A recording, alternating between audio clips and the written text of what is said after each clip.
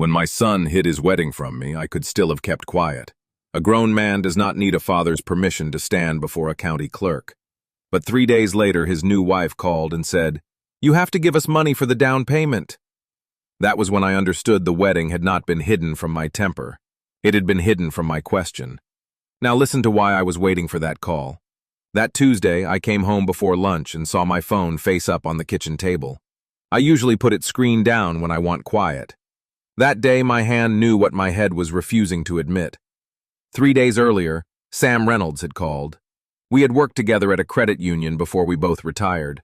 Sam knew the difference between gossip and a name showing up where it did not belong. "Robert," he said, no small talk. "Is Mark buying a place?" I was standing by the sink. The water kept running after my hand stopped. "Not that he's told me." Sam paused, trying not to say too much. "Your name came up in a buyer conversation. Expected down payment help. Father of the groom, Mark Miller." A young woman sounded sure of herself. I did not ask which young woman. At 66, you learn not to grab hot metal because it is glowing. Mark had not told me about a wedding. Lauren was a name I had heard in pieces. "We're seeing where it goes. You wouldn't get her. She doesn't like people judging her." I had not judged. After Jean died, I was afraid of turning every question into a receipt. So I helped quietly. Car repairs, a late card payment, a security deposit. I thought silence made the help kinder. After Sam's call, I did not call Mark. I opened the old address book Jean kept by the microwave. Her handwriting was still there between dentist numbers and birthdays. Inside, she had written one sentence after Mark wrecked a borrowed truck, and I drove across town at midnight to make it right. "Don't fix for Mark what Mark has to answer for."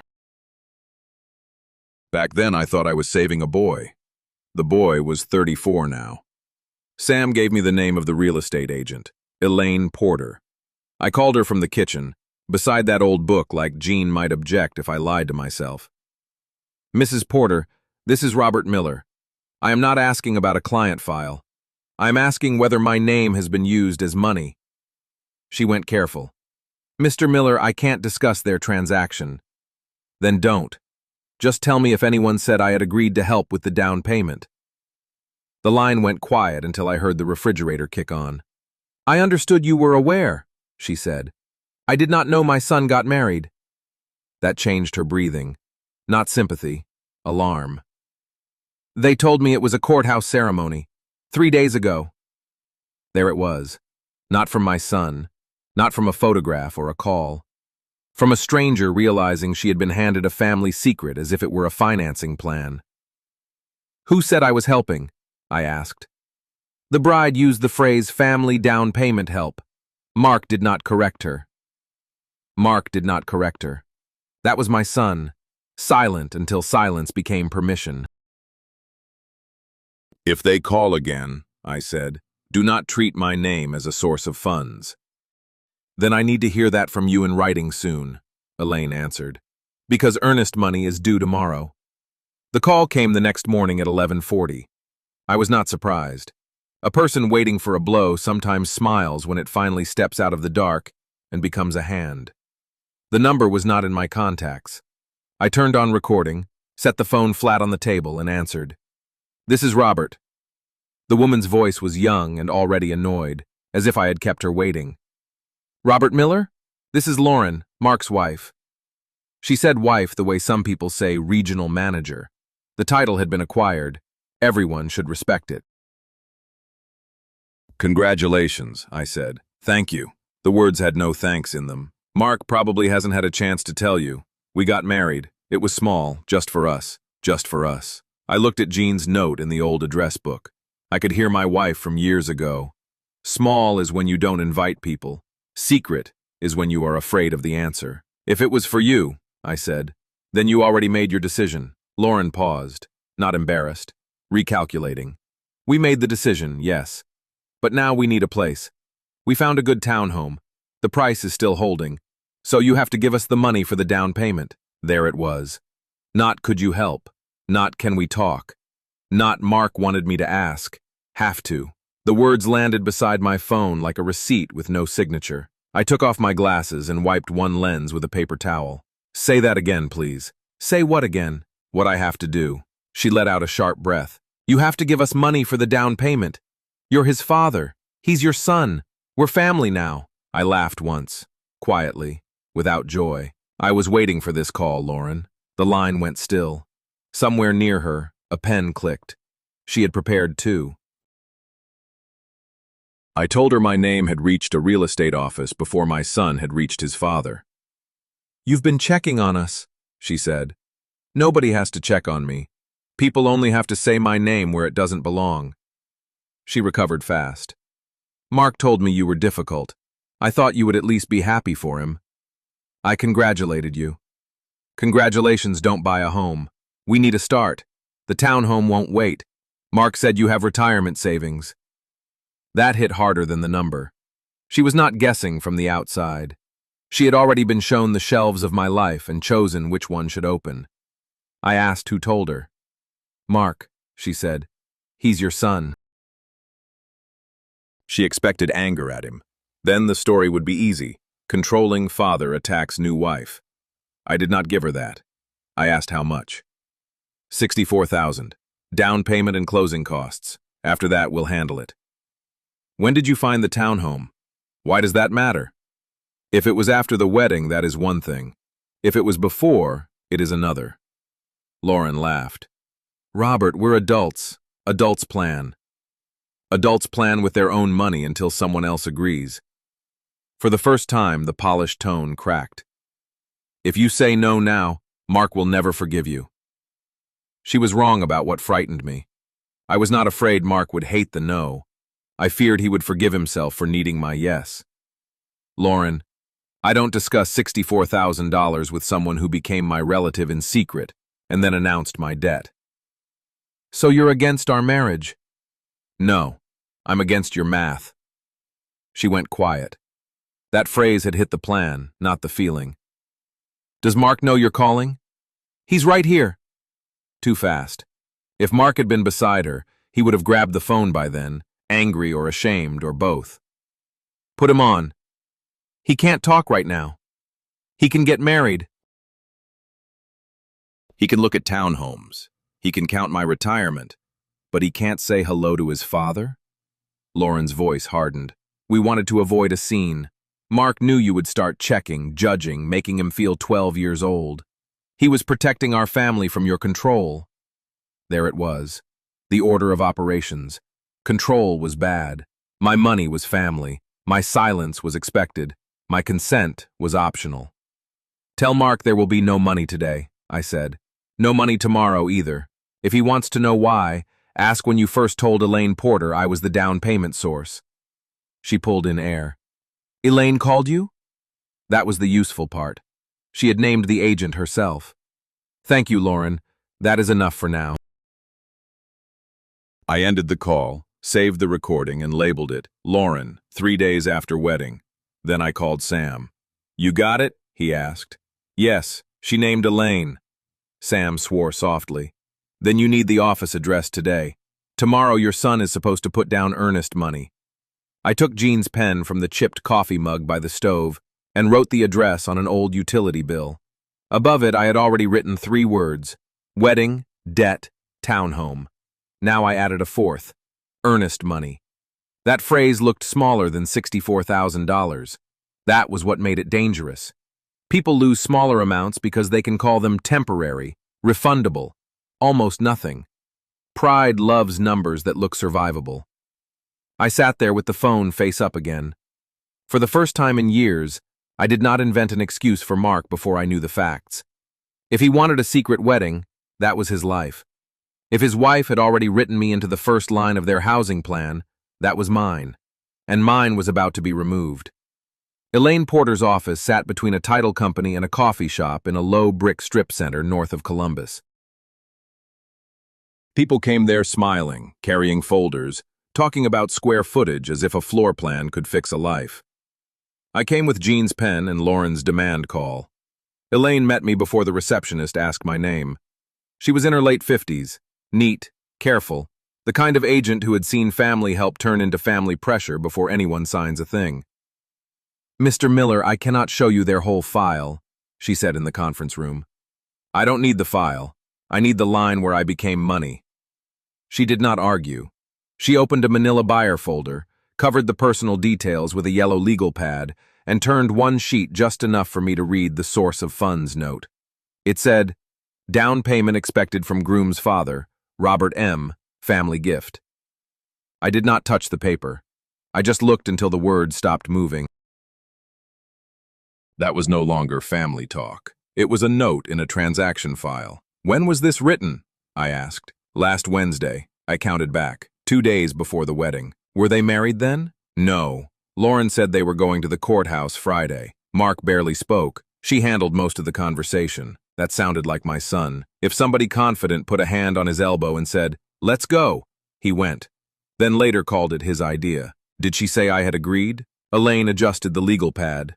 Not in those words. She said you were strict, but you would not leave your son stranded. She said you knew a good property would not wait. My consent had been turned into a weather forecast. "Can I get a copy of that line?" I asked. "Not the file. I can make a note that your name was mentioned as expected family help, and that the information came from the buyer side. No account numbers, no address, no personal details. That is all I need." While she stepped out to print it, I saw the floor plan on the edge of the table. 2 bedrooms, a small office, attached garage. Somebody had circled the second bedroom and written nursery or workroom in quick ink. It was not Mark's handwriting.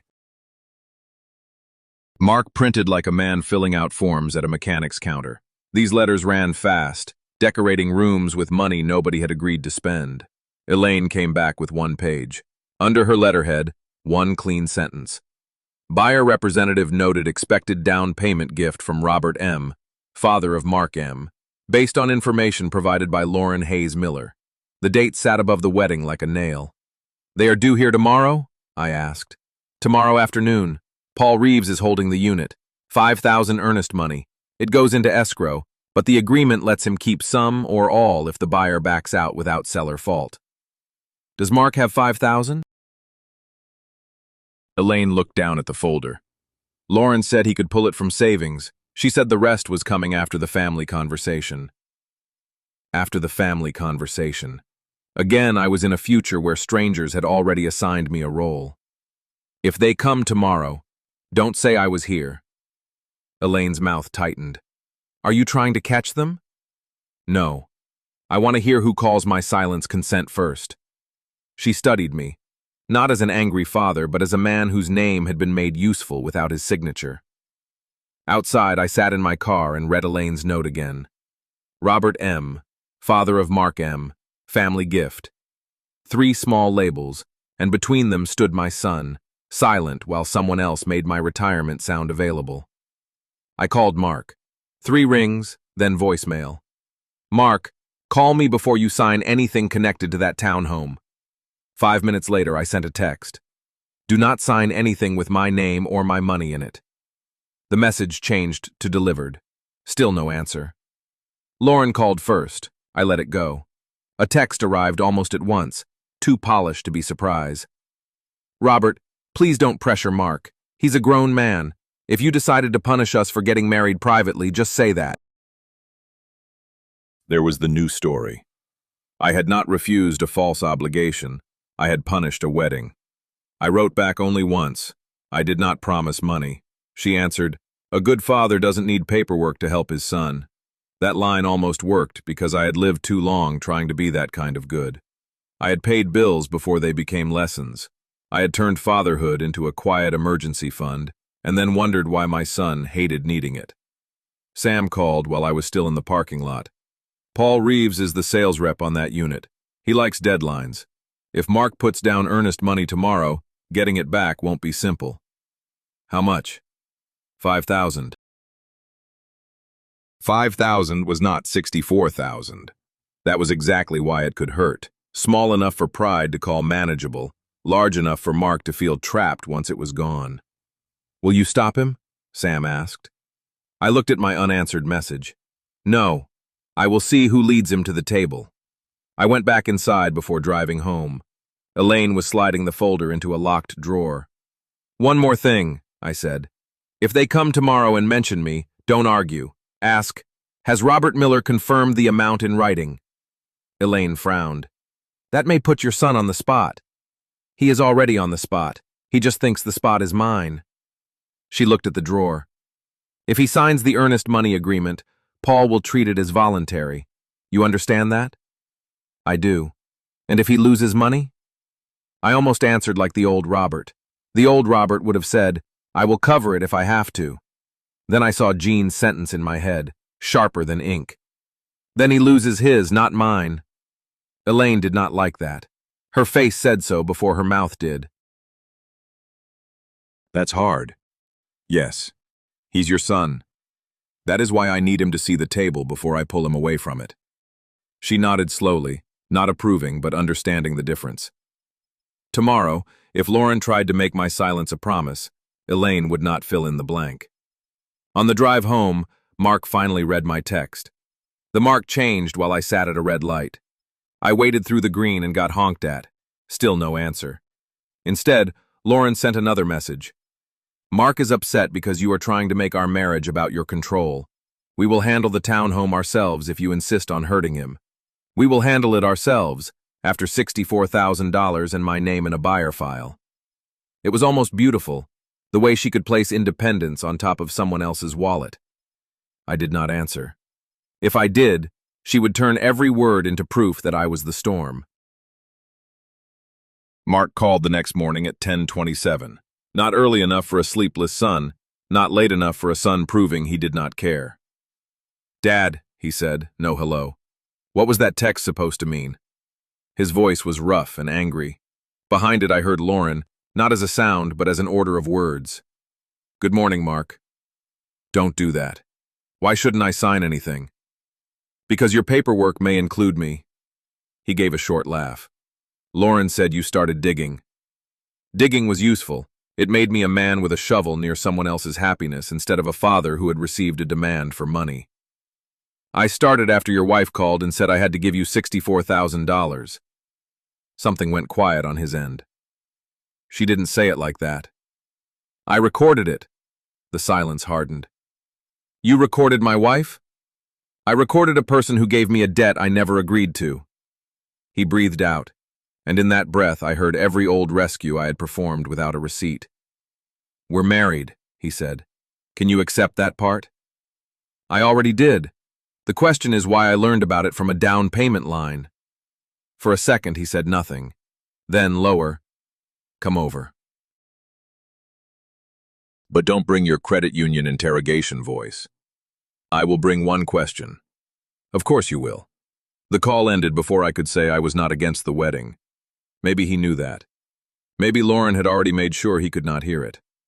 I put Elaine's note in a plain folder and left the recording on my phone.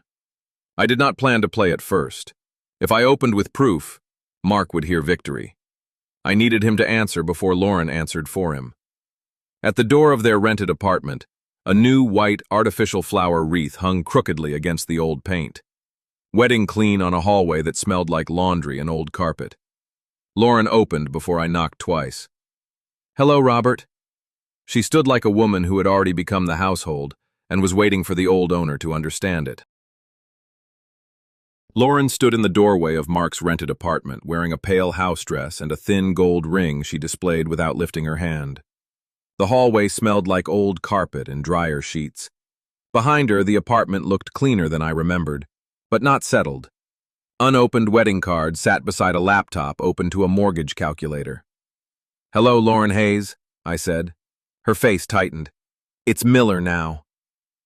In Elaine's note, it is Hayes Miller. Mark came out of the kitchen before she could answer. He was unshaven, in an old Ohio State t-shirt, his ring bright on a tired hand. A good father might have seen the ring first and felt joy. I saw the laptop, the calculator, and the son who hid a wedding but not my savings from his new wife. Dad, don't start like that. Congratulations, I said. Now we can talk money. Lauren folded her arms. See, Mark? For him it all comes down to money. No, I said. For me it started with money because that is how you introduced the marriage to me. Mark sat on the edge of a kitchen chair. He looked angry in the way people look when they are afraid the other person has proof. We didn't want a big wedding, he said. We have our own life. An own life is usually paid for with own decisions. He looked up. There it is. Those 3 words carried years. They carried every time I had paid quietly and still made him feel smaller. Lauren heard the opening and put one hand on his shoulder, not tenderly, like a stamp. I have one question, I said. When did you first tell Elaine Porter I was giving the down payment? Mark turned to Lauren. Fast, almost nothing. Enough. He did not know the date. Nobody told Elaine that, Lauren said. Then why does the note say information provided by Lauren Hayes Miller? I took the page from my folder but did not slide it across. I laid it beside the sugar bowl. Mark looked at it the way a man looks at a thing he is afraid to recognize. You went to Elaine? Lauren asked. My back was already carrying your down payment. I wanted to see who was walking in front. Mark stood so quickly the chair legs scraped the floor. Dad, enough. We found a place. Yes, Lauren said you would help. Because you always helped. What is so terrible about that? There it was. Not the wedding, not Lauren, not the townhome. You always helped. What I had called support had become weather. It was supposed to arrive. The terrible part is not that you hoped, I said. It is that I was named before I was asked. We were going to ask. After the courthouse. His face tightened. I had the right to get married without reporting to you. You did. You did not have the right to get married in silence and send your wife from my retirement. Lauren lifted her chin. I didn't send myself. I called because Mark was tired of your tone. You have a way of making him feel like a kid who broke something. I looked at my son. That hurt more than her demand because Mark did not deny it. He lowered his eyes, accepting a useful truth even if she had placed it in the wrong room. Then I am the school principal, I said. Who wrote me in as the payment? No answer. For once, the silence belonged to her. Lauren recovered first. Fine. I told Elaine you would help. Normal fathers help their sons. I didn't know I had to file a petition. You only had to ask before you promised. You would have said no. Maybe. She turned to Mark. See? He decided about me before he met me. Now he has a paper to make it look noble. Mark picked up Elaine's note. He did not read it all. He held it like a shield, not information. Dad, you don't get it, he said. I'm tired of every decision passing through your wallet. Then why did the first big decision after the wedding come back to my wallet? He flinched. Lauren stepped in before he had to answer. Because here, parents help their kids buy homes. That doesn't make him weak. It makes him family. Family help is asked for. It is not entered into a file. Mark lowered the note. Tomorrow we're putting down the earnest money. Lauren did not stop him. Her shoulders lifted just a little. Don't, I said. It's my money. It is your risk. Then let me take it. I could have played the recording. I could have made the apartment hear her demand, her amount, her question about Elaine. But the man in front of me was not a boy with a broken truck. He was demanding the right to make a mistake, not seeing someone else had already written the receipt. Fine, I said. Sign without my name. Mark finally looked down at the note properly. He reached the date, then the line about family gift, then Lauren's name. His mouth tightened. Lauren? What? She said too quickly. I said your father would help because you told me he always helps. Was I supposed to tell them my husband has nobody? Mark's face went pale. I never said that. You said you were afraid to tell him. Same thing. She turned his shame back neatly, almost admirable. I am leaving, I said. Tomorrow is your decision. But if my name appears on paper, I answer as the person used, not as the father being guilted. Lauren gave a small laugh. Convenient. Raise a son on your money, then act offended when he expects a father. A leash, I said, is when a person walks where someone else leads and calls it choice. Mark slammed his hand on the table. Enough! Enough meant enough. I took Elaine's note back, folded it once, and walked to the door. Behind me, Lauren said, louder now, Record this too, Robert. Then you can show everyone how noble you are. I did not turn around. By the time I reached my car, my phone was vibrating. Patricia Walker, Jean's older sister. then a cousin, then a neighbor from Mark's childhood baseball days. Patricia texted first. Rob, Lauren sent a voice memo. Did you really say you were waiting for their call to refuse them? I opened the file. It was my voice. I was waiting for this call, Lauren. Then her breath catching. Then silence. No demand. No 64,000. No Elaine. No you have to. Lauren had not defended herself. She had built a room where Mark could put down $5,000 as proof that his father had not broken him. I typed to Patricia. I did not criticize the wedding. I did not promise money. We will talk in person. She answered, Lauren says you want them to lose the place. I wrote, I want my name off their money. Then I put the phone face down. On the table lay Jean's old address book and Elaine's note. Between those papers was my son. One sentence asking me not to fix his life. One line making me the fix before he asked. That night Mark didn't call. Patricia came over the next morning without the banana bread she usually brought. That told me how serious she was before she took off her coat. Rob, tell me straight. Did you laugh at them? I played only the part she needed. Lauren's down payment demand, the amount, the word have to, and her question about Elaine. Patricia stayed standing until the number came through the speaker. Then she sat down at my kitchen table.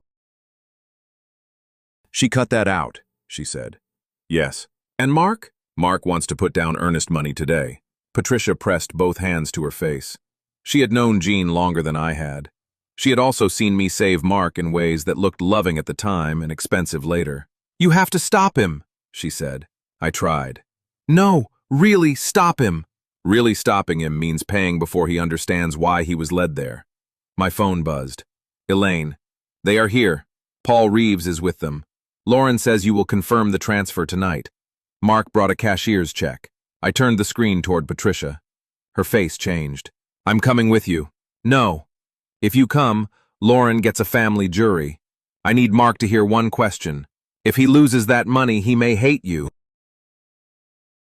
I put Jean's pen in my pocket and took Elaine's note from the table. Maybe, I said. But if I pay again, he may never find himself. Outside, the morning was too bright for the way my chest felt. I sat in the car before starting it and looked at the steering wheel until my hands stopped wanting to call Mark one more time. The old reflex was still alive. Warn, fix, transfer, soften the fall. I let it kick against the door and did not open it. At the first red light, Lauren sent a message. If you show up today, everyone will know you came to ruin your son's first home. I did not answer. I drove toward Elaine's office with one folder, one recording, and no check. Elaine's office smelled like coffee and printer toner. The candy bowl was gone from the conference table. Nobody was pretending this was cheerful. Paul Reeves sat closest to the door, heavy-shouldered, smooth-haired, with a folder open and a trained smile. Elaine sat across from him with a notepad. Mark stood by the window, cashier's check in one hand, jaw tight. Lauren sat nearest the folder, her purse against her knee like the rest of the plan was inside it. Dad, Mark said. What are you doing here? Making sure my name is not in this, Lauren stood. See? He can't let us do one adult thing without showing up. Paul lifted both hands. Let's keep it calm. Standard earnest money agreement. Young couple wants to hold the price. With whose money after today? I asked. His smile stayed, but the eyes changed. As I understand it, the buyers are arranging family assistance. You understand wrong. I promised no down payment, no gift letter, no co-signing, no transfer. Elaine wrote that down. Mark saw her pen move and flushed. Dad, stop embarrassing me. Embarrassing is naming a person as money before he agrees. Lauren put the cashier's check in front of Mark, not Paul. A neat move. Let the husband hand it over and feel like the man making the decision. We're using Mark's money, she said, so stop acting like the owner of his life. I looked at my son. Read the cancellation line. Mark did not pick up the agreement. I know what I'm doing. Paul slid the paper closer. 5,000 earnest money, Friday financing deadline. If buyer cancels without seller default, funds may be retained for costs and lost market time. So if my son discovers the down payment is not coming, you can keep the money? I asked. Paul spread his hands. If the buyer walks away, yes, we are taking the property off active showing. Read it, I told Mark. Lauren touched his wrist. You don't have to perform for him. Mark picked up the pen instead of the page. I said read it. I can read, he snapped. Then do it before you sign. He looked at me with a kind of tired hatred. Not the clean kind that belongs to one argument. This had older roots. You want me to freeze, he said. You want me to look scared so you can step in and be right. I want you to know what the paper does. I know what it does. He turned to Paul. Where do I sign? Paul hesitated only long enough to protect himself, not Mark. Initial here, signature here, date here. Lauren slid the cashier's check closer to Mark. He signed once, then again. The second signature made a small, scratchy sound in the room. That was the moment the damage became real. While the check sat in his hand, there was still a chance. After Paul's receipt stamp hit the paper, $5,000 turned from pride into cost. Paul counted the check, photocopied it, and handed Mark a receipt. The receipt had Mark's name, not mine. Lauren took the buyer copy before Mark did. Thank you, she said to Paul. Then she turned to me. See? We handled it. So far, I said. You handled giving away money. Mark slapped the folder shut. I made a choice. Mine, not yours. Then remember that word, I said. Mine. It will matter when people start asking who caused this. Lauren lifted her phone. The family group text was open. My clipped sentence sat there as a voice memo followed by judgment. How could he do that to Mark? He never forgave the wedding. Jean would be heartbroken. The last line came from a cousin who had seen Jean twice. People who barely know the dead often speak for them confidently. I could have played the full call there. I could have set my phone on Elaine's table and let everyone hear have to, 64,000, and Elaine's name. 1 minute would have changed the room. But Mark stood with the receipt in his hand, white with anger and shame. If I hit him with the recording in front of that audience, he would not hear truth. He would hear his father winning. Put the phone away, I said. Lauren smiled. Why? It feels bad when people hear your words without your explanation? It feels bad when somebody cuts a conversation like she cuts consent. Paul cleared his throat. The agreement is signed. We need financing by Friday. From the buyers, I said. Yes, from the buyers. Good answer. Remember it. Mark looked as if I had slapped him. You came here just to make sure everybody heard you. No. I came to make sure my name wasn't the money. Lauren leaned toward him. Let's go. He followed her. At the door he looked back once, maybe waiting for the old sentence. Stop, I will transfer it. I said nothing. Outside the sun was bright enough to hurt. Mark and Lauren got into a rideshare before I reached my car. She talked close to his ear. He held the receipt like proof of independence. My phone buzzed. Patricia. Lauren says everyone should meet tonight and hear what really happened. Are you coming? I typed, yes, not for a trial, for one question. Sam called before I pulled out of the lot. Did he sign? Yes. Then the money is live. Paul already sent a note to his office about holding the unit. If financing does not appear by Friday, he'll argue the seller lost showings and time.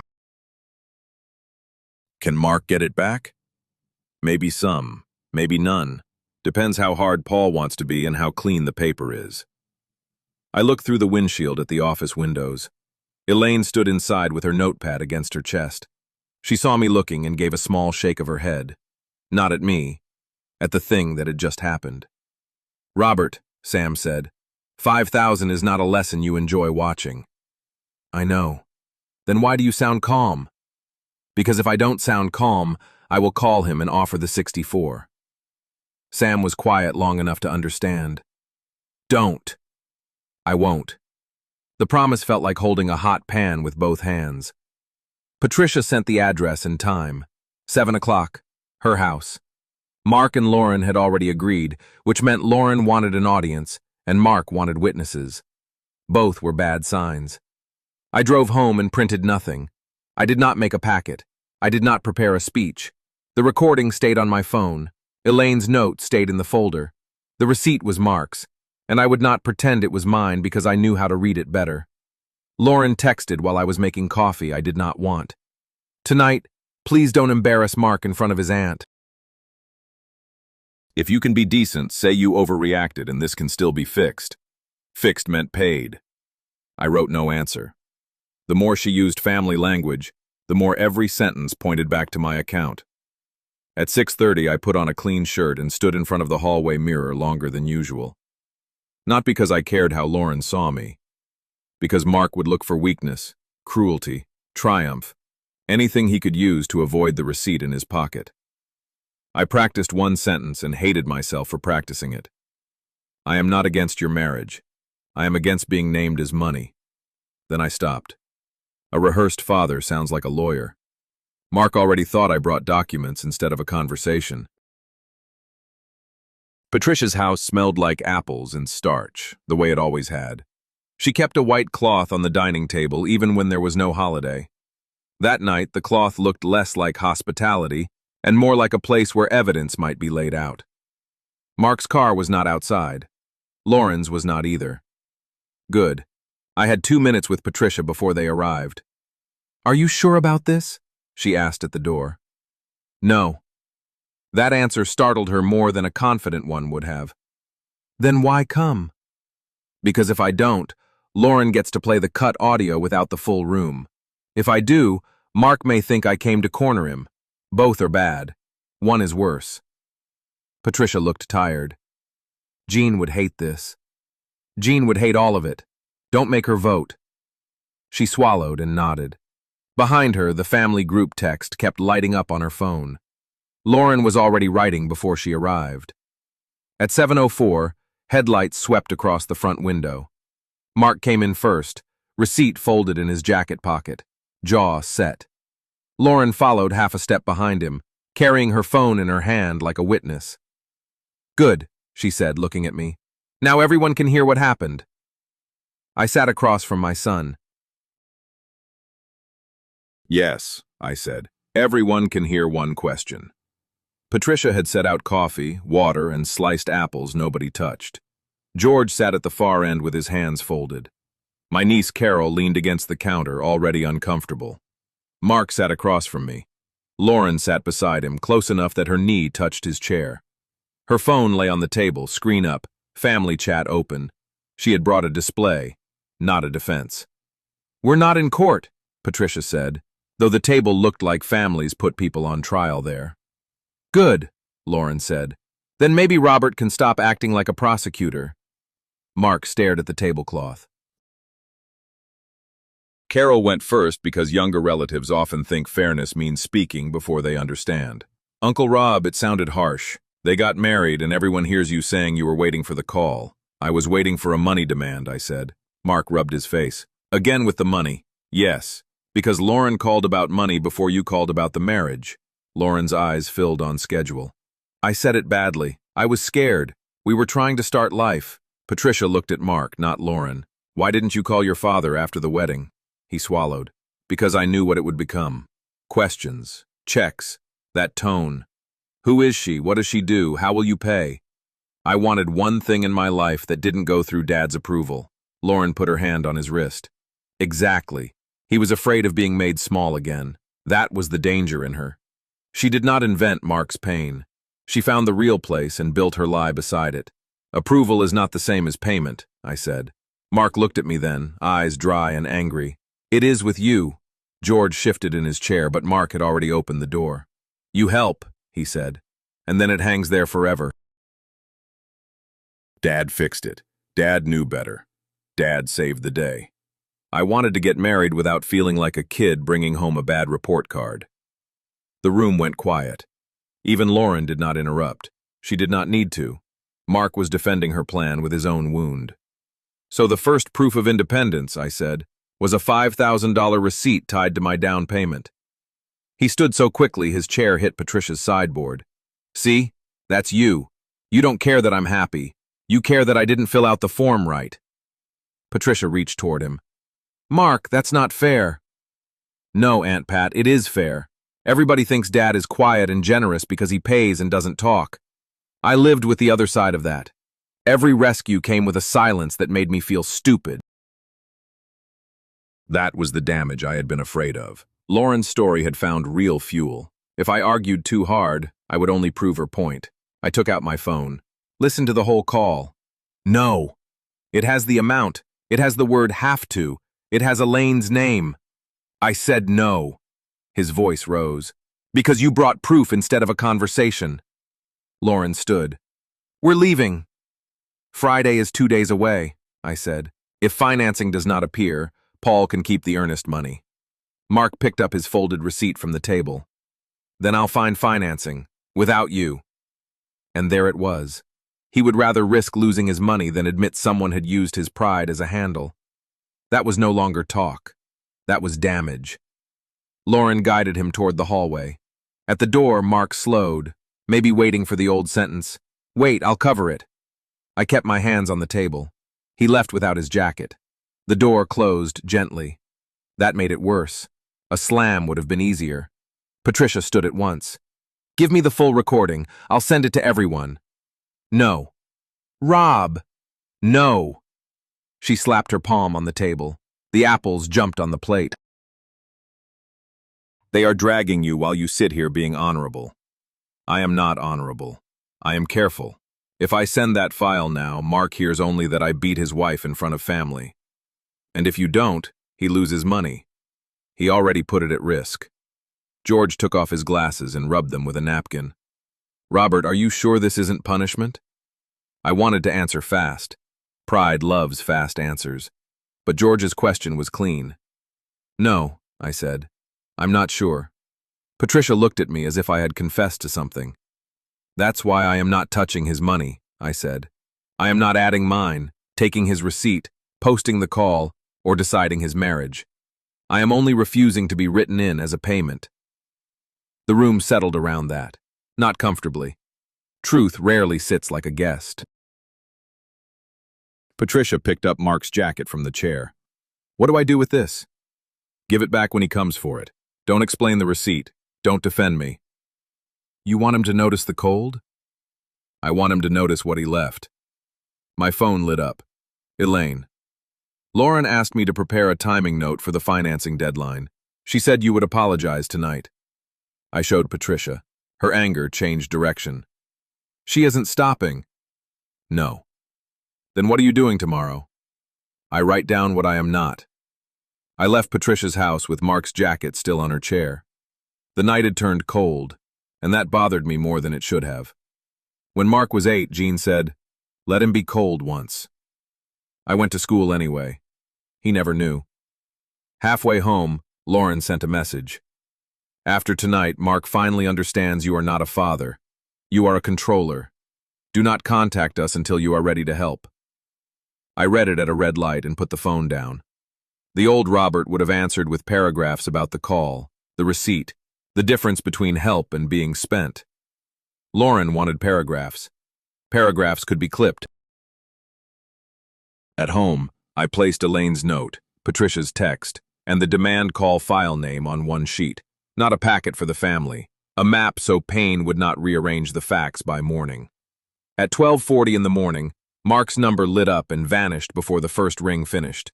A mistake, maybe. A thumb hovering. A son almost calling, then remembering he was angry. I did not call back. Instead, I wrote one sentence at the bottom of the page. I am not a donor, cosigner, guarantor, or source of funds. The words looked cold. They were cold. But cold was not always cruel.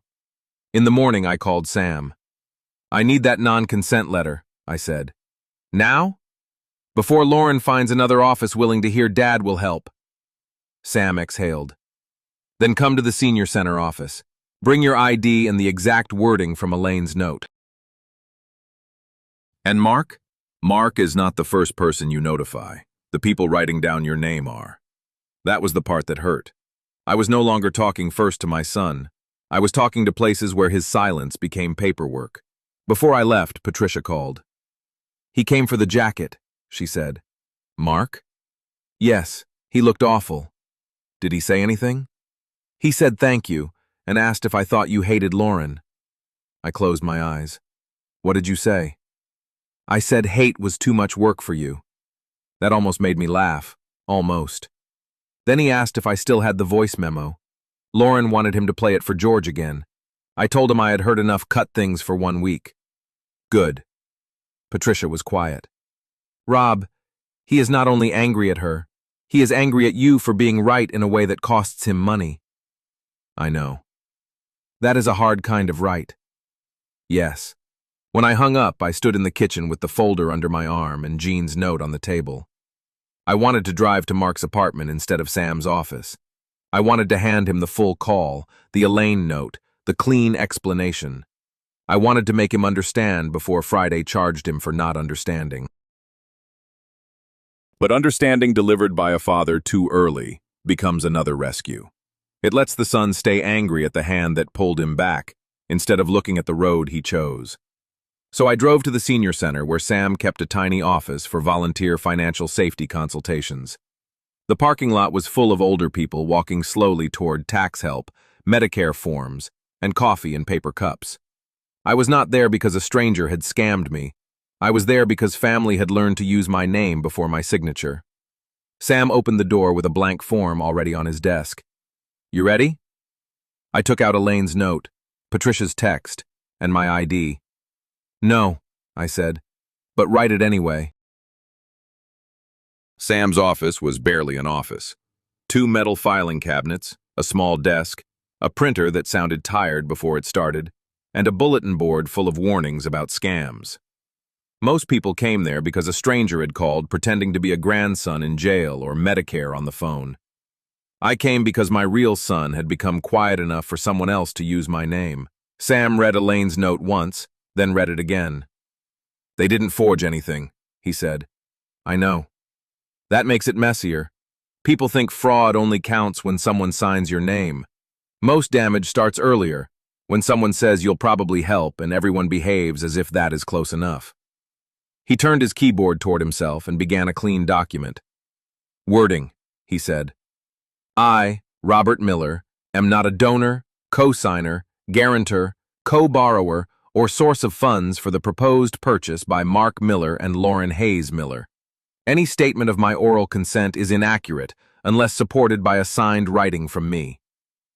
Hearing it out loud hurt more than writing it at midnight. Spoken, the sentence did not sound like a boundary. It sounded like a door locking. Add gift letter, I said. Sam nodded.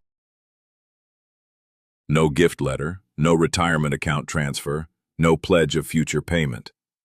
The printer coughed awake. You understand, Sam said. This does not save Mark's earnest money. I know. It saves your name from becoming the next form. That was the cold arithmetic of it. My son had already signed one paper. I was stopping the second one from borrowing my shadow. If I waited until Friday, my silence could be sold as patience again. Sam printed 2 copies. I signed both. My hand did not shake, which surprised me. Maybe grief shakes. Boundaries, when they finally arrive, can be steadier than love. Sam scanned the letter. 1 copy to Elaine, 1 to any broker or lender that hears your name. 1 stays with you. I don't want this turned into a police report. It isn't one. It's a doorstop. His computer chimed before he could send the email. He looked at the screen, then at me. Well, he said, the door already has traffic. He turned the monitor. A former colleague from a mortgage brokerage had written, Sam, do you know a Robert Miller?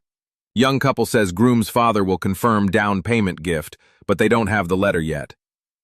I read it twice. There was no forged signature, no crime drama, just my name being used as warm air around a file. Answer now, I said. Sam typed while I watched. I know Robert Miller.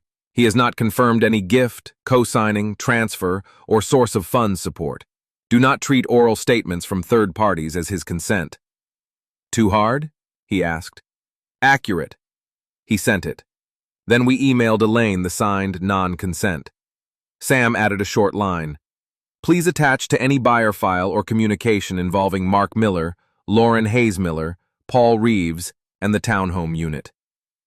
The paper left my hands and became something colder than a conversation. I did not feel relieved. I felt the old family version of me cut out of a file where he had never agreed to stand. "Lauren will move faster now," Sam said.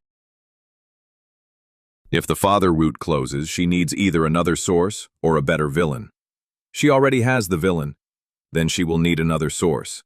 The other source arrived through Elaine before we left the office. She called me, not Sam. Her voice had the careful strain of a person holding something unpleasant with two fingers. "Mr. Miller, I received a screenshot. I don't know if I should send it." "Does it involve my name?" "Not your name. It says old man." Sam heard my silence and put the call on speaker. Elaine explained that her assistant knew a woman in Lauren's small wedding chat. Not a public page, not a neighborhood group, a few friends discussing a dress, a courthouse slot, and the townhome. After the clipped voice memo went around, one of them recognized Elaine's deal and sent a warning. "Send only the relevant line," I said. "No phone numbers, no names except hers if it is visible." The image came a minute later. Lauren's message sat in a gray bubble. "Main thing is to do the courthouse quietly. After that, he won't have anywhere to go. Mark is soft and the old man has money. We'll squeeze the down payment, or everyone can see what kind of father he is." I read it once, then again. The third time, I stopped it quietly. Sam said nothing for a while. Then, "That is motive." Motive is a clean word. It makes pain sound organized. What I felt was not clean. Until that screenshot, I could still pretend Lauren had panicked, overreached, said ugly things under pressure. The date killed that mercy. Before the wedding, I had already been a resource in her private sentence. "Do not send this to the family chat," I told Elaine. I wasn't going to. "Good. This is for Mark, not for a crowd." Sam saved it in the folder and named the file, "Before Wedding." That file name hurt almost as much as the sentence. We drove to Elaine's office with the signed letter. Sam came as a witness who knew the difference between family promises and source of funds language. Elaine took the letter, stamped it received, and attached it to the buyer file. Paul Reeves was by the coffee machine, pretending to choose creamer. He listened. "Paul," Elaine said, "the file now includes Robert Miller's non-consent. He is not a gift donor, co-signer, guarantor, or source of funds." Paul turned with his cup. "Why make it formal? Nobody is forcing him." "Exactly," Sam said. "So nobody should write him down." Paul's smile thinned. "The buyers put down earnest money voluntarily. My seller relied on it." "Mark's money is Mark's decision," I said. "My name is mine." Elaine slid the letter into the folder and glanced at her phone. "They're not coming here first," she said. "Who?" "Mark and Lauren. Lauren just texted that they need an hour and are seeing people about financing." Sam checked his phone. The mortgage colleague had answered. "They are booked at a broker on Henderson Road at 11. Elaine looked at me. "If they get even a preliminary note saying funds are in process, Paul holds the unit, and the pressure on Mark gets worse." Paul lifted his cup. "I'm not in your family business." "You have his $5,000, I said. "That makes you close enough." My phone rang before he answered. "Mark." "Dad, were you just at Elaine's?" "Yes." "What'd you sign?" "My refusal to be your down payment source." Lauren's voice came through behind him. "Ask him why he's blocking us." Mark repeated it almost exactly. "Why are you blocking us?" "I am blocking only my name." "We need to show Paul the money is moving," Mark said. He sounded breathless, as if he had been walking fast inside a room. "Lauren found a broker. They said we can get a preliminary note." "Where are you?" He did not answer. Lauren spoke louder, no longer pretending she was not there. "Tell him we're adults." "Adults," I said. "Do not put another adult's father in the income column." The call ended, not dropped. Mark cut it. Sam already had his keys in his hand. "Henderson Road," he said. 10 minutes if lights like us."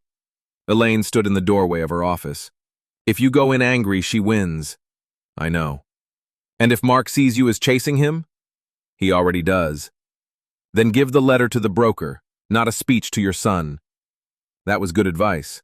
Painful advice usually is. In the car, Sam drove and I held the folder flat against my knees. The signed non-consent was on top. Under it was Elaine's source note. Under that, the screenshot named Before Wedding. I kept thinking about the word squeeze. It was not a legal word. It was worse. It was kitchen language, friend chat language, the kind people use when they are not afraid of being overheard because they believe the target is already an object. At the broker's building, we found Mark's car crooked in a visitor spot.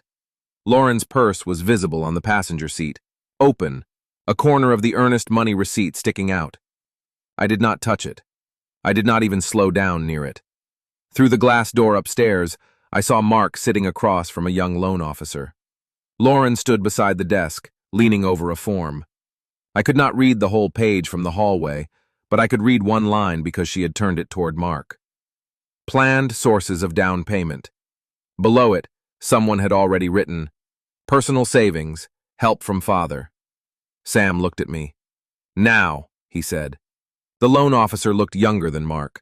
Her nameplate said Kelly Barnes. She had the careful smile of someone trained to keep people hopeful until numbers refused. I did not walk in shouting. Lauren was waiting for a scene. I opened the glass door, stepped inside, and put the signed letter on Kelly's desk. My name is Robert Miller. I am the father listed on that form.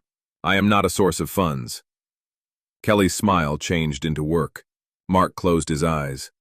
Dad. Lauren straightened. This is a private appointment. Sam stood beside me. We are not discussing their loan. We are correcting a third-party source claim. Kelly picked up my letter and read the first paragraph. Her eyes moved once to the form, then back to the letter. The room changed temperature. Lauren, she said, you listed help from father as a planned down payment source. Family help, Lauren said. This is a family disagreement. A family disagreement is not a documented source. Mark opened his eyes. Kelly drew one line through help from father. Not dramatic, just ink. But the scratch of her pen did what 2 days of arguing had not done. It removed me from the math. Without that source, she said, we need verified funds from the buyers, or a properly documented gift from someone present and willing. Lauren's face tightened. We can put my mother. Mark turned to her. Your mother has $64,000? She can help with confirmation. We'll sort it out. Kelly took the form back. We do not enter third-party funds without that person's consent. For the first time, Mark did not look at me. He looked at the line Kelly had crossed out. So what now? He asked. Kelly folded her hands. Now I cannot give you a preliminary note based on Robert Miller. You can continue only with verified buyer funds or another documented gift. Lauren reached for the form. Fine. Remove him. Will put us. Then I need bank statements and income that support the numbers. Mark gave a short laugh that had no humor in it. Lauren, we don't have 64,000. That's why we're here. No, I said. You're here because yesterday you used pride to turn 5,000 into a hostage. Lauren snapped toward me. Do not talk to him like a child. Then stop walking him through offices by the elbow. Mark looked between us. What screenshot? Lauren went still. I had not said screenshot. Sam had not said screenshot. Mark had heard enough pieces to find the missing one. Dad, he said, lower. What screenshot? Lauren's voice sharpened. He found gossip, some jealous friend. Don't let him humiliate me in a broker's office. I asked him. That was the first clean sentence in days that belonged only to Mark. I took out my phone. First, I played the full demand call, but only the part that mattered. The down payment demand, the amount, Elaine's name. In the small office, Lauren's recorded voice sounded flat, stripped of tears. When it ended, Mark said, You could have played that yesterday. You refused to hear it. He did not argue. Then I opened the screenshot and turned the phone toward him, not toward Kelly, not toward Sam, not toward Lauren. Mark read quietly. Courthouse quietly. Old man has money. Squeeze the down payment. On squeeze, His face changed. I was angry, Lauren said.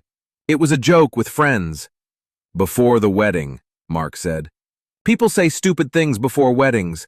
You will believe a screenshot over your wife? I am going to believe the date. Kelly closed the intake folder. I'm sorry, but this appointment is over. We can't proceed with a disputed third-party source and no verified replacement funds. Lauren turned on her. You all know each other, don't you?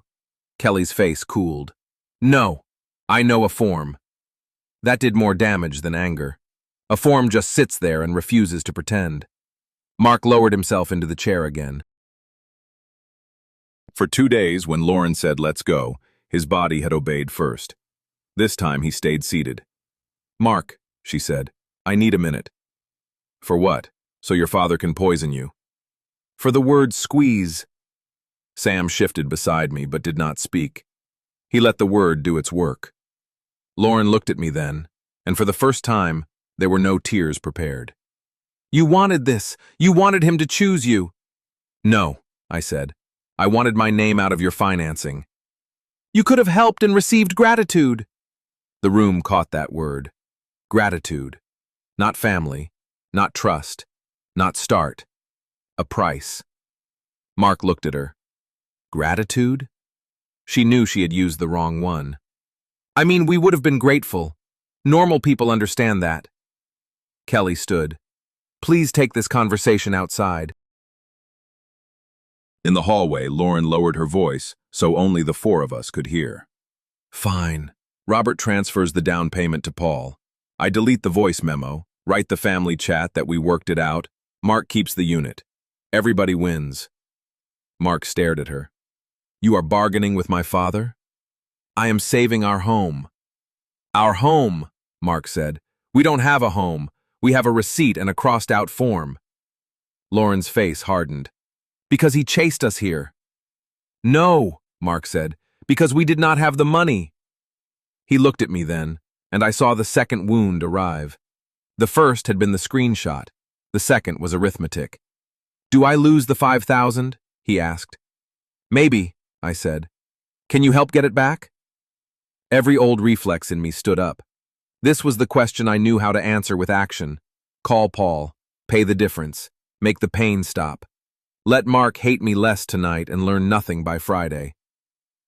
I can help you read what you signed, I said. I can go with you to Elaine. I can sit beside you while you ask Paul for a partial return. I will not replace the money. He nodded once, as if I had hit him again, but this time he knew where the blow came from. Lauren stepped between us. You hear him? He'd rather watch you lose 5,000 than help. I heard him, Mark said. I also heard you say squeeze. She flinched. That was a stupid word. It was before the wedding. She looked down the stairwell, then back at him. If you go with him now, he wins. Mark laughed once. It sounded broken. What exactly did I win with you? For a moment I thought she would slap him. She did not. She did something colder. She turned to me. You got what you wanted. He is ashamed. No, I said. I got what I refused. My name out of the line. Mark put the receipt back in his jacket pocket. I need to walk. Lauren reached for his arm. He moved it away. Not far, not dramatically, just enough. She saw it. So did I. Mark went down the stairs alone. I did not follow. Sam and I stood by the broker's door until he disappeared onto Henderson Road, walking without direction, his shoulders bent forward as if he were moving into wind. Go after him? Sam asked. No. He's in bad shape. I know. Then why no? I watched the last flash of Mark's jacket vanish behind a bus shelter. Because if I catch him now, he is rescued again. Let him walk 1 block by himself. Sam did not argue. Lauren came down a minute later, phone in hand. She did not look at me. She walked to Mark's car, opened the passenger door, took her purse, and slammed it hard enough to make the receipt corner disappear inside. Then she called someone before she reached the sidewalk. At home, Elaine called first. Lauren just came by Paul's desk alone, she said. She told him Mark was upset, but you were almost ready to pay. Asked him to keep the unit active. What did Paul say? Paul believes whatever keeps $5,000 in his file. What did you do? I asked her to confirm in writing that the money would come from you. She refused. Then I reminded Paul your non-consent is in the file. I thanked her. One more thing, Elaine said. She asked me not to tell Mark she came alone. That mattered more than all the yelling. Lauren was already hiding the next move from the husband she claimed to protect. An hour later, my doorbell rang. Mark stood there with Elaine's folder under one arm. His face had the flat, older look people get after one bad night arrives early. Can I come in? I stepped aside. He sat at my kitchen table, opened the folder, and said, I want to see all of it together. Mark spread Elaine's folder across my kitchen table without coffee. Buyer note, earnest money receipt, my non-consent letter, broker intake with the crossed-out father line, screenshot before wedding, 5 pages, 1 line. I didn't see it together, he said. Now you do. He put one finger on the date in Elaine's note. She went to Elaine before we got married. Yes. And said you would help. Yes. And I let that sit there because I didn't want to look like I needed you. I did not soften it for him. Yes. He closed his eyes. Yesterday at Aunt Pat's I said you humiliate me with money. You did. Part of that is true. I know. That made him open his eyes. He had expected denial, maybe anger. But true pain can still be used by somebody else, I said. He looked at the screenshot again. She wrote this before the wedding. Yes. And after the broker, she went to Paul alone. Elaine told me. He swallowed. She asked Elaine not to tell me. Yes. For a while, the refrigerator made the only sound in the kitchen. Then Mark picked up the earnest money agreement and read the cancellation line out loud. His voice stumbled on retained for costs and lost market time. I signed this. You did. Because I wanted to prove I was not your kid. That was expensive proof. He laughed once, without humor. Can we try to get any of it back? Yes. You ask. I sit beside you. Elaine and Sam witness. Paul answers to the papers. Mark took out his phone before courage could leave. Elaine, it's Mark Miller. I need a meeting about the earnest money. With Paul. With my father and Sam present. Lauren, too, if she wants to hear it in the same room. Elaine's voice was loud enough for me to hear. Tomorrow at 10. I can get Paul here. Bring your copy of the agreement. I have it. And Mark, she said, come ready to speak for yourself. He looked at me when she said that. I gave him nothing. No nod, no line, no fatherly push. I will, he said. After he hung up, Lauren's texts began arriving in a stack. Where are you? Don't let him turn you. Paul just needs confidence. If you back out now, he wins. Mark read them all and did not answer. Then another came. We have to stay together. Marriage means not letting outsiders split us. He showed me the screen. She keeps writing he. Yes. I didn't notice before. Now you do. He typed slowly. Meeting tomorrow at 10 with Elaine, Paul, Dad, and Sam. Come if you want. I want to talk about the money in front of everyone. Lauren answered before he put the phone down. You are out of your mind. He coached you. Mark placed the phone screen down on my table. I knew that gesture. I had done it the day Lauren called. I don't know what I have now, he said. Marriage, mistake, both. Tonight you do not have to know. What do I have to know? Tomorrow you read what you signed. You do not let anyone read it for you.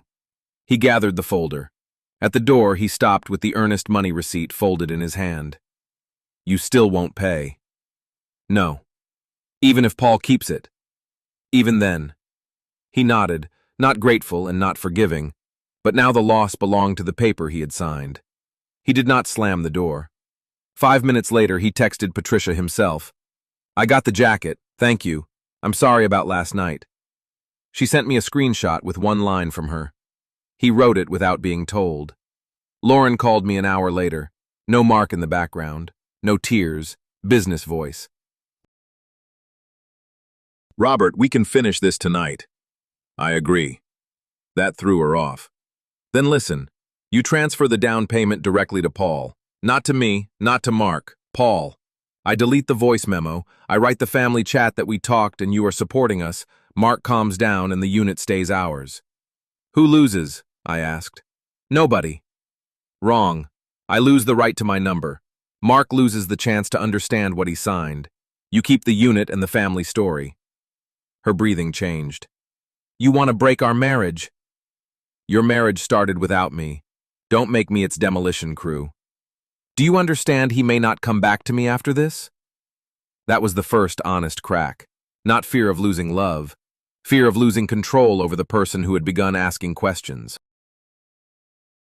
I asked what this meant exactly. After my papers, she said. After my recordings. After my old man investigation. I answered with the one line she had not wanted. After the screenshot before the wedding. Silence came through the phone. Then she asked, smaller, He saw it? Yes. You had no right. You had a right to write it? Her voice sharpened. Last chance, money, and I close this. Otherwise Mark loses the deposit, and you are the reason. I turned on recording without hiding it. Say that again. She understood. You are a sick man. No, I am a man who finally stopped paying for other people's sentences. She hung up. I saved the file because people who bargain with shame often deny the price later. The next morning, Mark arrived 10 minutes early in the same shirt. The folder was under his arm. Squared like loose paper would make him loose too. Lauren knows? I asked. Yes. She said she will come because she is not letting you and Sam ambush her. Then she understands the meeting. He stood by my kitchen counter. Tell me what to say. No. His face tightened. I saw the husband who had signed a paper to prove he needed no advice. You said you would sit beside me. I will. I will not put my voice in your mouth. He checked the folder again. Elaine's note, Paul's receipt, Sam's letter, broker intake, screenshot. Then I say I signed without knowing the promised source of funds was false. Good. I say Lauren told Elaine you would help before we were married. Good. He said he wanted the earnest money back because Paul accepted confidence he did not have. I told him to ask what Paul knew and when, not accuse first. Mark wrote knew and when on the receipt. Elaine called while he was writing. Paul is confirmed. Sam will be there. Small conference room, not the front desk. Robert, no surprises. No surprises from me, I said. Mark took the phone. If Lauren comes in angry, I still want the meeting to happen. Elaine said, then you keep your seat. That is all. Lauren texted him a photograph of their marriage certificate on the apartment counter. Decide if this paper matters before you perform for him. Mark stared until the screen dimmed. Does it matter? I asked. Yes. Then do not use it as a blindfold. He put the phone in his pocket without answering her. It was the first inch of space between a marriage and a leash. Elaine's office smelled of copier toner and burnt coffee when we arrived. Sam was already there with a yellow pad and a copy of my non-consent letter. Paul Reeves sat at the far end of the conference table. Clean shirt, tired eyes, Sellers folder closed in front of him. Mark did not take the chair beside me. He sat across from Paul and put the receipt in the center of the table. Paul looked at me first. Mr. Miller, I hope we are not making this personal. Mark answered before I could. It is my earnest money. Paul shifted his eyes to him. That small movement mattered. The room had been arranged for father and seller. Mark moved himself into the buyer's seat. Elaine closed the door. We are here to clarify the source of funds issue and the request regarding the deposit. No shouting, no recordings played without notice, no hallway version afterward. I have one recording, I said. I will not play it unless someone denies the threat. Sam wrote that down. Lauren arrived 4 minutes late. She wore the cream coat from the family dinner and carried no folder. She looked at Mark's chair, then at mine, then at the receipt on the table. So the tribunal is ready, she said. Mark did not stand. No, the file is ready. She laughed once. You sound exactly like him. He opened Elaine's first note and turned it toward Paul. His hand shook, but he kept the page flat. Before we talk about my marriage, I want to talk about this line. It says father gift expected. I need to know who gave you that confidence. Paul's hand moved to his folder. Lauren stopped smiling. That was where I kept my mouth closed. Not because I had nothing left to say, but because Mark had finally found the sentence that cost $5,000. He pulled out Elaine's original buyer note, the one with my name sitting there like a check already signed. This came from the first appointment, he said. Lauren said family help was expected. I understood that to mean the gift letter would follow. Lauren leaned forward. Expected because Robert had always helped Mark. That is not a crime. Mark kept his hand on the receipt. Who said he agreed? Paul looked at Lauren, then at Elaine. I was told it was understood. By whom? Mark asked. Lauren snapped. By everybody who has watched your father control you with money. That sentence wanted a fight. It wanted the family to tear itself open and forget the $5,000. Mark saw it this time. No, he said. By whom? Paul slid a printed email across the table. Buyer expects father contribution. Wife says father resistant but manageable. Proceed if earnest funds clear.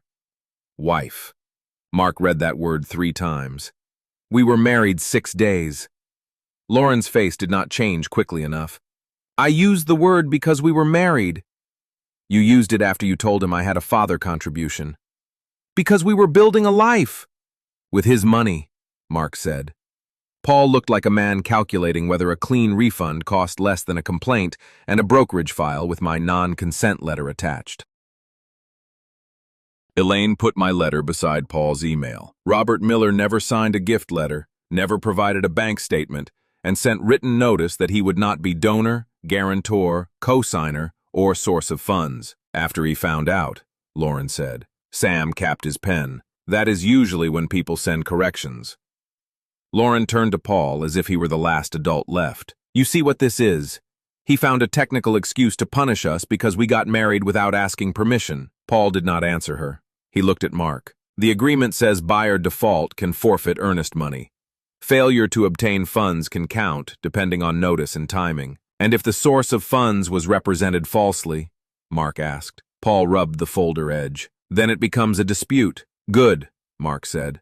I am disputing it. Lauren laughed too quickly. You are letting him make you sound like a lawsuit. Mark opened the screenshot from before the wedding and laid his phone beside Paul's email. You wrote to your friend that you would squeeze him after we were married. It was a private joke. Then last night you called him and offered to delete the voice memo if he paid Paul. I did not offer that. The room went still. Mark looked at the table because he already knew the next step and hated needing it. I took out my phone. I will play only the part she denied. You recorded my wife? Mark asked, and there was pain in it. After she threatened to make you lose the deposit unless I paid, I said. Mark swallowed. Play it. I played 15 seconds.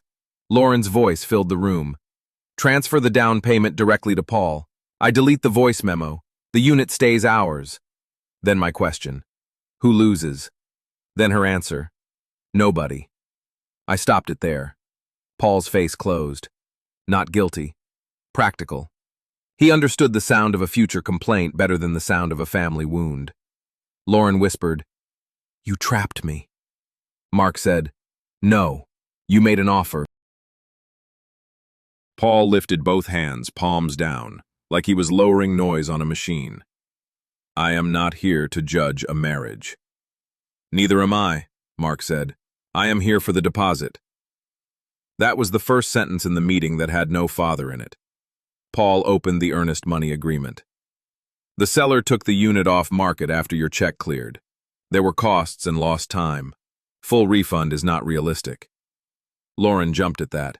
Exactly, see? Robert made you lose it. Mark did not look at her. Paul, did the seller take it off market because I had $5,000, or because you believed another $64,000 would appear from my father? Paul's mouth tightened. He had not expected Mark to separate the small money from the large lie. Both, Paul said. Then both are not mine. Elaine wrote that down. Sam did not help. I did not help. Paul closed the agreement halfway. I can call the seller. I can recommend a partial release. I will not promise all of it. How much? 4,000 returned, 1,000 retained for costs and taking the unit off market. Lauren turned on him. You cannot reward this. Paul looked at her with annoyance instead of caution. Mrs. Miller, I am trying to keep this from becoming an ethics complaint with a recorded pressure call in the file. She went red at Mrs. Miller. Mark asked, And my father? Paul picked up my non-consent letter. Written out. No gift. No guarantee. No cosigner. No source. The release will say disputed source of funds representation. Not because he refused to love me, Mark said. Paul did not smile. No. Elaine left to print the release. The room should have loosened, but money had finally been named and everyone could count what the lie cost. Lauren leaned close to Mark. If you sign that, you tell a stranger our marriage was built on a dispute. Mark looked at her wedding ring, then at the receipt. Was it built on a down payment? It was built on us wanting a home. Then why did you need him manageable? She flinched, not because the word was cruel, but because it was hers. I kept my hands folded. A father can ruin a son's courage by approving it too loudly. Elaine returned with a 2-page release and a wire instruction sheet.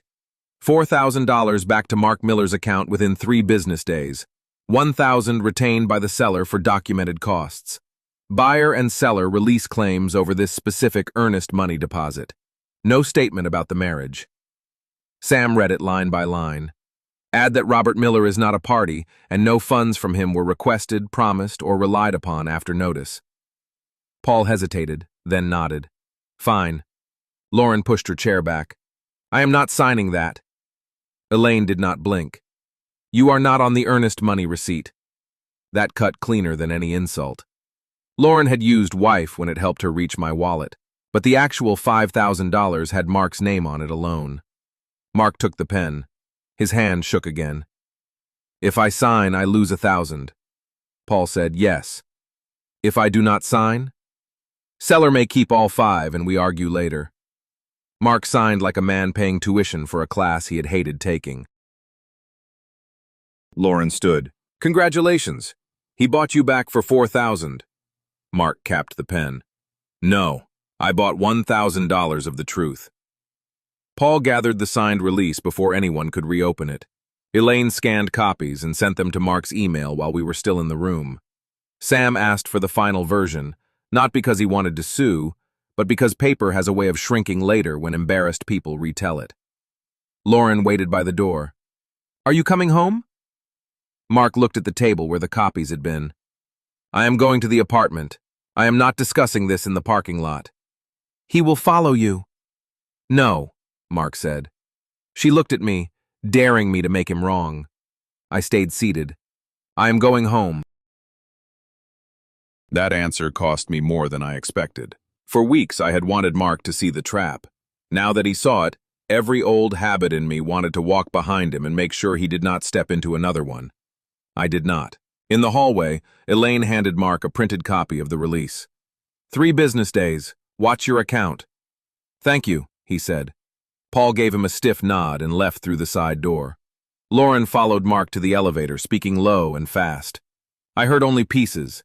Marriage, betrayal, your father, private. Mark did not answer until the doors opened. Lauren, stop, he said. You can be angry. You cannot keep explaining my signature to me. She stepped into the elevator first. He stepped in after her because he still had a marriage, but he kept the folder in his own hand. Sam and I walked to the parking lot without talking. At my truck, he finally said, You got a better result than court. Mark got it. Do not chase him today. I know. My phone buzzed before I started the engine. A text from Mark. I cannot thank you yet. I wrote back, Then don't. For the first time since Lauren had called my wallet a family obligation, the silence after my answer did not feel like surrender. The $4,000 appeared in Mark's account on Tuesday morning. He did not tell me first. Patricia did. She called at 9:17 and said, He sent the family chat a screenshot of the deposit. I asked what he wrote. That the apartment deal is over, 1,000 is lost, and nobody is to call you about it. I sat at my kitchen table with coffee going cold. That line should have felt like victory. It did not. It felt like seeing a cast on a broken arm. The bone had been set, but the break was still there. Patricia lowered her voice. Lauren answered. Of course she had. She wrote that I got what I wanted, humiliated them, kept my money, and made Mark announce the loss like a schoolboy. I asked about Mark. He wrote, I signed it. I lost it. Stop making my father the verb. I closed my eyes. Not from tenderness, from exhaustion. For years I had paid to avoid sentences like that. This time he had written one himself, and it cost him $1,000 plus whatever was waiting in that apartment. Patricia sent me the chat anyway. Lauren had tagged 3 cousins and written that I had forced a young couple out of their first home. Under it, Mark had posted the release page with the line about disputed source of funds representation circled in blue. No speech, no insult, just the paper. At noon he texted, Can you come by at 6? Not to fix, to hear. I stared at those 3 words for a long time. Not to fix. They were harder than any insult Lauren had thrown at me, because they named the habit I liked to call love. I answered, 6. Then I put my wallet in the desk drawer and left it there. Mark opened the apartment door before I knocked. The place looked smaller without the condo brochures on the counter. 2 plates were in the sink. A grocery bag sat on the floor with eggs, bread, and a store-brand coffee can still inside. Lauren was not in the living room, but her coat was on the chair. She is in the bedroom, Mark said. She knows you are here. I asked if he wanted me to leave. No, I told her you were coming. He led me to the kitchen table. A spiral notebook lay open beside his laptop. At the top of the page, he had written money rules. Under it, rent, utilities, car, phone, groceries, debt, gifts. The word gifts was crossed out twice. He said he had made a budget. I did not touch the notebook. Good. I should have made one before I got married. A lot of people should have. That almost made him smile, but it died fast. The bedroom door opened. Lauren came out in sweatpants and the same careful hair. She looked younger without the coat, which made the damage uglier, not softer. Are you here to inspect the wreckage? She asked. Mark stood before I could answer. I asked him here. Because you cannot make one decision without him now? He picked up the notebook and turned it so she could see the crossed-out word. Because I am making one. She read the page, and her mouth hardened at gifts. So this is punishment, she said. No, Mark said. This is math. He pointed to the checking balance on his laptop. 4,000 had landed, but the rent draft was scheduled for Friday, and the credit card minimum was due Monday. The lost 1,000 was not dramatic anymore. It was a missing month of breathing room. Lauren folded her arms. Fine. Do your little budget. Then do the next line. Divorce filing fee, moving costs, 2 rents. Because I am not staying in a marriage where your father gets a vote. Mark looked at the notebook, not at me. He does not get a vote. He is sitting here because I asked him to hear me say it. She turned to me. You hear that? He needs an audience to leave his wife. I said nothing. My silence angered her more than any answer could have. Mark opened a fresh page. I am not filing for divorce tonight. Lauren's shoulders dropped a little, and for 1 second relief almost made her human. But I am not buying a house with you, borrowing from him, or letting you tell my family I was rescued from him. The relief disappeared. So what, we just live like poor people because your pride got bruised? We live inside our own income. That is your father talking. No, Mark said. That is my bank app. She grabbed her phone from the counter. I am calling my mother. You can call anyone. Do not tell them he stole our home. He did. Mark turned the laptop toward her. The account balance, the rent draft, the minimum payment, the 1,000 lost. This stole it. And the sentence you wrote before the wedding. Lauren looked at the numbers and then away. Numbers were harder to charm than relatives. You are choosing him, she said. Mark closed the laptop. I am choosing not to make him the place where our choices disappear. Then he wrote one more line in the notebook. No family court. He underlined it once and turned the page toward her across the table. Lauren left the kitchen first. She did not slam the bedroom door. That was worse. A slam would have meant theater. The quiet click meant she was thinking. Mark sat down again and turned the notebook back toward himself. "This is the part I asked you to hear." I waited. He said, "For 6 months, I do not want money from you." I had expected something like it and still felt the hit. For what? Anything. Rent, car, dentist, birthday, an emergency that is really embarrassment. If the roof falls off, I will call insurance before I call you. I reminded him he did not own a roof. Then it should be easy. The joke saved neither of us. He wrote 6 months at the top of the page and circled it. He asked what happened if I offered. I said I would not. If he hinted, I would ask whether he wanted advice or money. Then he asked the question I had wanted to avoid. And if I say money? The answer was difficult, not because I wanted to fund him forever, but because refusing a grown son in a real problem feels, for 1 second, like becoming every cold father you promised not to be.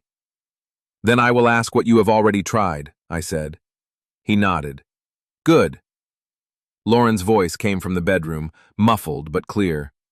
"So you two are making rules about our marriage now?" Mark did not raise his voice. "I am making rules about my father and money." "Same thing. That is why we are doing it." Silence came from the bedroom. Mark tore the page from the notebook, folded it, and handed it to me. 6 months. No gifts, no rescue. Advice only if asked. No family court. "Keep it," he said. "I do not trust either of us yet." I put the folded page in my shirt pocket, not my wallet. He noticed the choice and did not comment. When I stood to leave, Lauren came back to the kitchen doorway. Her eyes were dry. Dry anger lasts longer. She asked if I was satisfied. I said no. Then she asked what I wanted. I looked at Mark before I answered her. "For my son to know the difference between help and payment." She laughed without sound. "And me?" "That is between you and him." For once, she had no ready sentence. She had built the whole fight on making me the third person in their marriage. I had just stepped out of the role, and the empty space left her facing Mark. He walked me to the door. In the hallway, he said, "I still hate how much of this you were right about." I told him that was allowed. "And I still think you liked being needed." I almost defended myself. Then I remembered the folded paper in my pocket. "That is also allowed." He opened the door. 6 months. 6 months. At my truck, I checked my phone. No message from Patricia. No family chat alert. No call from Lauren's mother. For once, the world did not rush in to turn a private boundary into a public vote. The next Sunday, I drove past Mark's street and did not turn in. I kept going to the grocery store, bought coffee, apples, and a cheap pack of cookies I did not need. In the checkout line, my hand went to my back pocket by habit. Wallet there, closed. The folded page was still in my shirt pocket, soft from being carried. I did not know whether Mark and Lauren would stay married. I did not know whether $1,000 was enough of a lesson or only the first invoice. I knew only this. When my son was humiliated, I had not bought silence. When his wife tried to make my wallet the courthouse, I had left it shut. And when Mark finally asked me for help, the help he asked for was not money. That was not a happy ending. It was the first honest one we could afford.